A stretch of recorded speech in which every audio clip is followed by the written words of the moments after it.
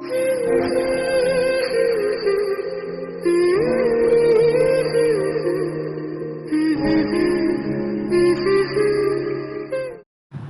Hey hello everyone, welcome back to my channel NK blogs. কেমন আছো তোমরা সবাই? আশা করছি খুব ভালো আছো, আমিও ভালো আছি। নতুন একটা ব্লগে তোমাদেরকে অনেক অনেক স্বাগত, অনেক অনেক ভালোবাসা।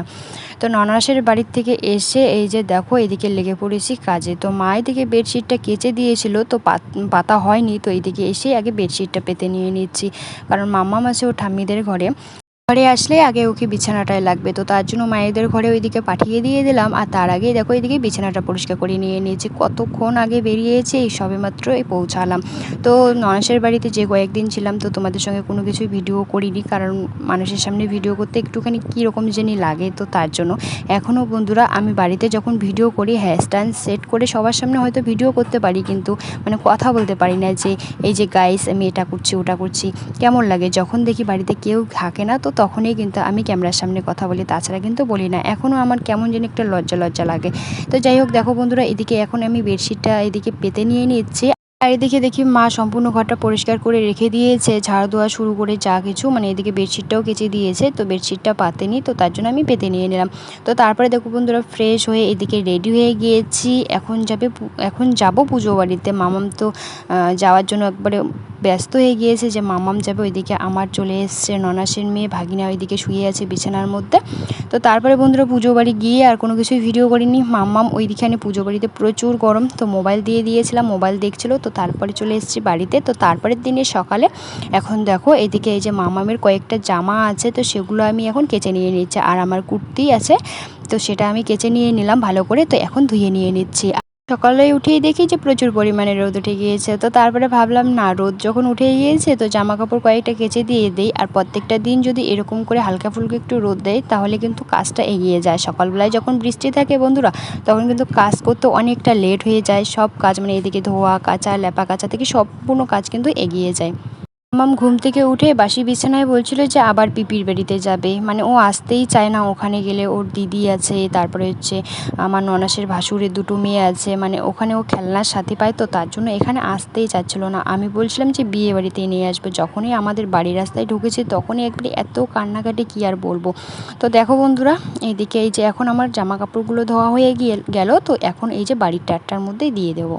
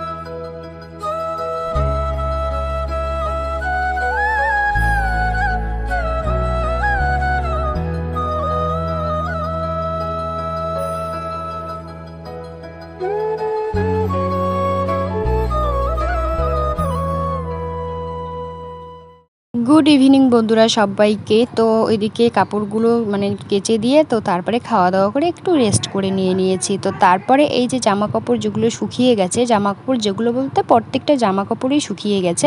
তো যেগুলো মামামের মানে পরার, তো সেগুলো আমি ঝুড়ির মধ্যে রেখে দিয়ে দেবো। আর যেগুলো ভালো নতুন, তো সেগুলো আমি এই যে শোকেসের মধ্যে ভাঁজ করে রেখে দিয়ে দেবো। আর লাইটি আছে, গামছা আছে, তো সেগুলো এই যে আমি ঝুড়ির মধ্যেই রেখে দিয়ে দেবো। না খুব একটা বাজে অভ্যাস, মানে কাপড় কাচতে ভালো লাগে, এই যে কাপড় ভাঁজ করতে আমার একদমই ভালো লাগে না। কেন যে কিছুই বুঝি না।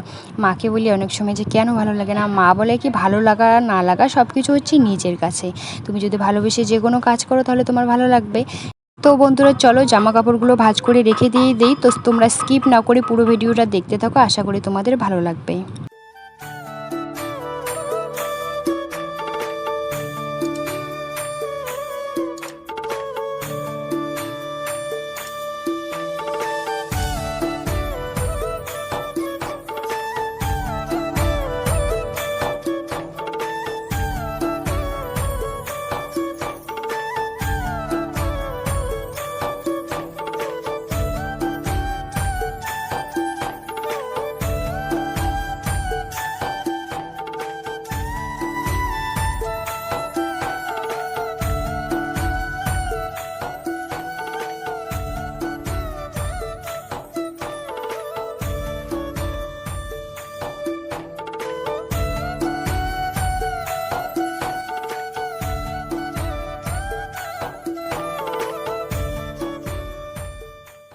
তো দেখো মাম্মামের এই যে জামা দিয়ে দিয়েছে ওর পিপি, তো এই জামাটা পরে নিয়েছে, বলছে চলো আবার। তো আমি বলছিলাম কি না পরে যাব।